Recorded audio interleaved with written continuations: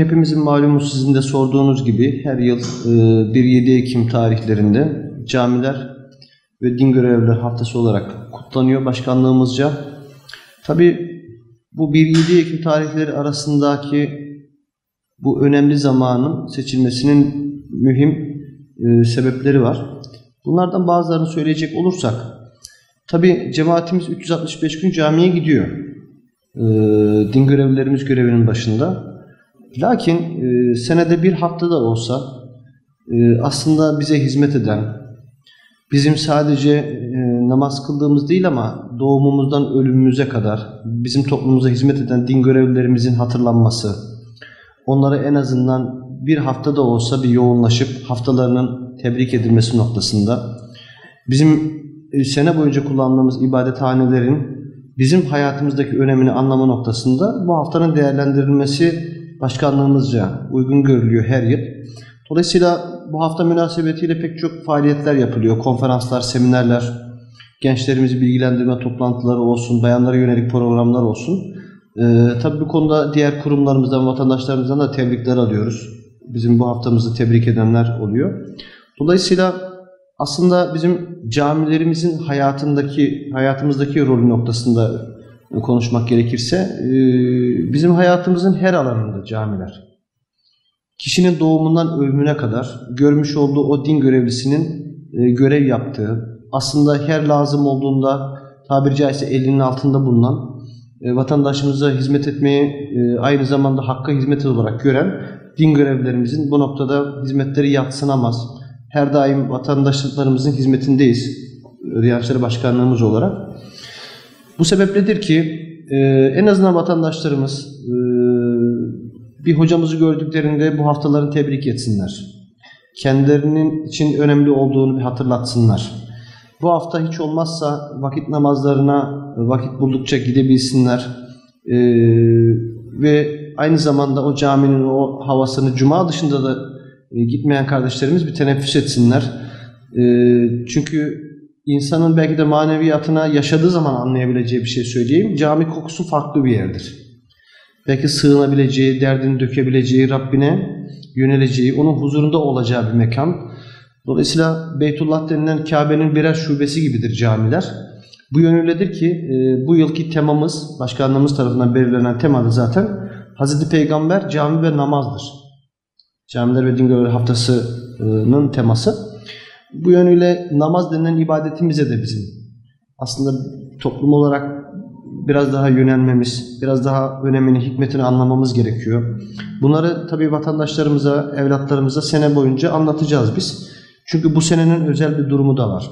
Efendimiz Aleyhisselatü Vesselam'ın doğumunun 1500. yılını bu sene inşallah idrak ediyoruz. Bu münasebetle bir yıla yayılmış bir program kutlanılacak, idrak edilecek. Çeşitli anma programlarıyla Efendimizin bizim toplumumuza, hayatımıza yön verici yönlerine ne yapacak? Dikkat çekilecek inşallah. Vatandaşlarımızdan da bu yapılacak programlara, sohbetlere, işte seminerlere, konferanslara olsun azami derecede katılım gösterip son peygamber olan Hz. Muhammed Mustafa Aleyhisselatü Vesselam'ın o yüce mesajlarını anlama noktasında bir adım da vatandaşlarımızın atmasını, bir adım da onların yaklaşmasını, yani yapılan bu hizmetlere bir adım daha yaklaşıp en azından bu hizmetleri alma noktasında önemsemelerini biz talep ediyoruz. Hepimizin malumu geldiğimiz şu noktada, içinde bulunduğumuz çağda zaten hem ailelerimiz hem gençlerimiz gerçekten biraz kutsaldan uzaklaştı. Kutsal dediğimiz şey dini değerlerin, bize gönderilen son kitabın mesajları. Efendimiz Aleyhisselatü Vesselam'ın bize olan mesajları. Bunlardan ne kadar uzaklaşırsa insanoğlu o kadar başı sıkıntıya girer. Ama o mesajları, o tembihatları, nasihatleri, öğütleri ne kadar hayatında tutarsa hayatı o kadar dosdoğru olacaktır. Hem bu dünyayı yaşama noktasında hem de akıbetlerinin düzgün olması noktasında diyelim. Bunu ıskalamadan, bu önemli durumu es geçmeden toplumumuzun bir an önce şöyle kendisine herkesinden dikkat ederek, başta din görevlilerimiz de olmak üzere nereye gidiyoruz, ne yapıyoruz, ne ediyoruz sorusuna herkesin bir cevap bulması gerekiyor. O kutsalla olan bağlantıyı, Rabbimizle olan bağlantıyı, Efendimizle olan muhabbetimizi bir kez daha böyle gözden geçirip biz neredeyiz, bu yolun neresindeyiz, hangi aşamadayız, bunların bir kez daha kontrol edilmesi, muhakeme edilmesi noktasında Camiler ve Din Görevlileri haftamız yine bir vesile olsun diyelim.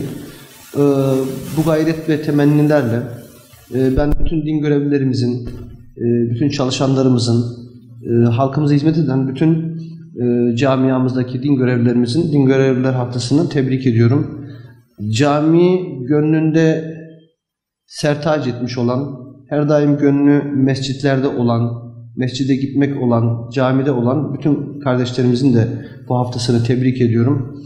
Rabbim camide ve cami dışında nice hizmetler yapabilmeyi bizlere nasip etsin. Bunlardan da müstefid olmayı toplumumuza nasip etsin. Cami hayatımızda önemli. Bakın bu kadar yokluk içerisinde bile biz camiye bağlıyız mesajını Gazze'deki kardeşlerimiz veriyorlar. Allah şehitlerine rahmet eylesin. Yani bizim işte onların o enkazlar altında camilere gitmesi, o zorluklar içerisinde bunu yapmaya çalışması bize şunu hatırlatması lazım. Yani çok rahat abdestimizi alıp camiye gidebilecek nimetler içerisindeyiz. Bunun ne kadar büyük bir nimet olduğunu hatırlayıp o camilere gidip o kardeşlerimiz için de dua edip namazlarımızda, dualarımızda onlara da yer verip onlara olan kalbi bağımızı da bir kez daha gözden geçirmemiz lazım. Zaten hepimizin malumu Gazze her konuda bizlere bir örnek teşkil ediyor. Bakın imtihan noktasında, vatanlarını savunma noktasında, işte ibadet noktasında, Kur'an okuma noktasında o kardeşlerimizi de Rabbim en kısa zamanda içinde bulundukları durumdan kurtarsın inşallah. Rabbim onlara yardım edenlere yardım etsin.